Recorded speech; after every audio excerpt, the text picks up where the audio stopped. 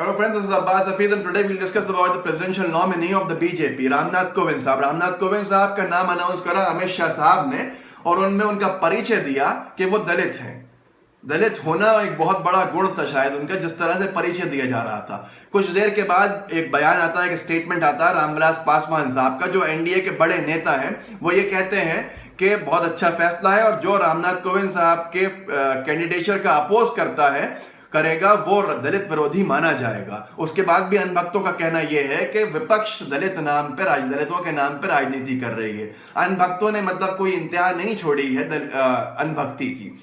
रामनाथ कोविंद साहब ये आके कहते हैं प्रेस में कि दलगत राजनीति से ऊपर रखना चाहिए राष्ट्रपति पद को।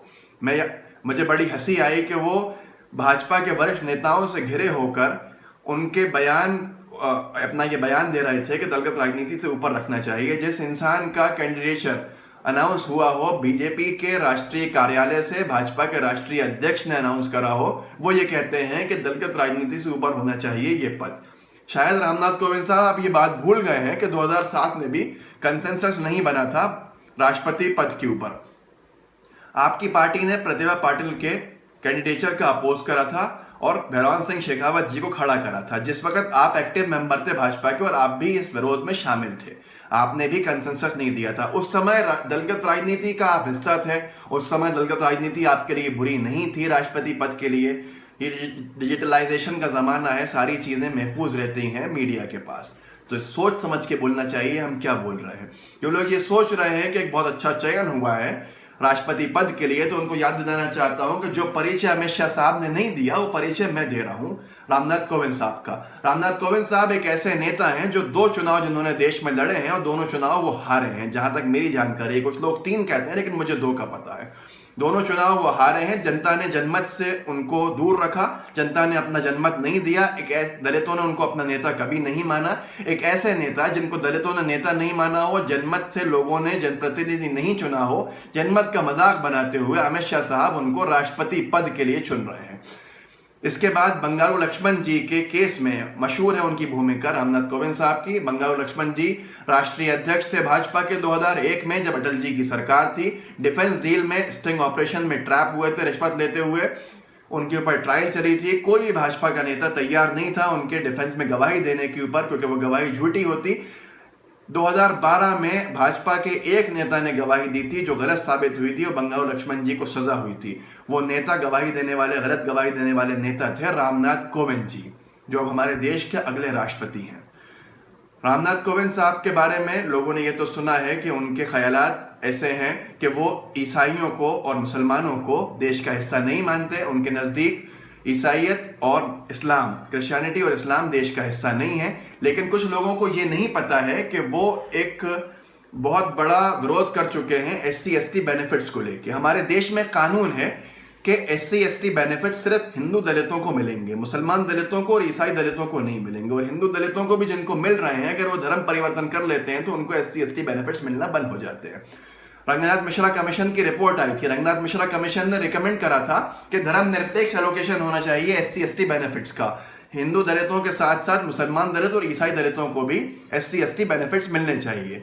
इसका अपोज करा था, इसके इंप्लीमेंटेशन का अपोज करा था रामनाथ कोविंद साहब ने। रामनाथ कोविंद साहब ने 26 मार्च 2010 को as a spokesperson BJP के प्रेस कॉन्फ्रेंस ली थी और ये कहा था कि हम इसका विरोध करते हैं कि ईसाई दलितों को, मुसलमान दलितों को SC/ST बेनिफिट्स कभी नहीं मिलने चाहिए। SC/ST बेनिफिट्स, रिजर्वेशन सिर्फ और सिर्फ हिंदू दलितों को मिलना चाहिए। ये बोल थे रामनाथ कोविंद साहब के।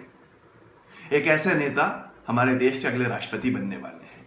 रामनाथ कोविंद साहब के बारे में लोग कह रहे हैं कि वो दलितों के नेता हैं, लेकिन मैं बताना चाहता हूं कि दलितों के नेता वो कभी बन ही नहीं पाए।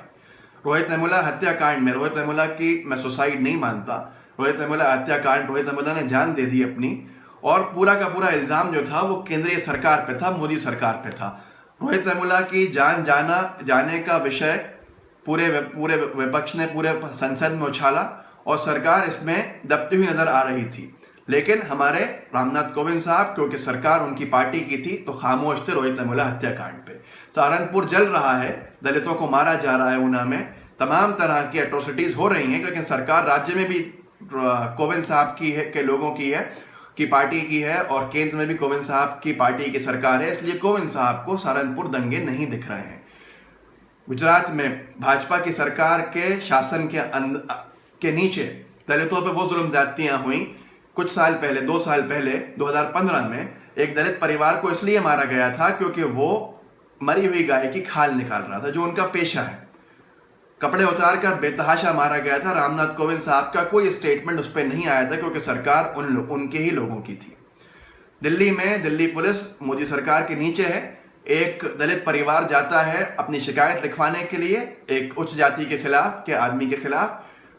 पुलिस उस दलित परिवार को कपड़े उतार कर बाहर भगा देती है सड़क पर, और वो फोटोज पूरे वायरल होते हैं। महिलाओं के भी और पुरुषों के भी साथ यह हाल होता है, ये सुलह करा जाता है। लेकिन रामनाथ कोविंद साहब की सरकार के नीचे है क्योंकि दिल्ली पुलिस, तो रामनाथ कोविंद साहब इस पर भी खामोश रहे।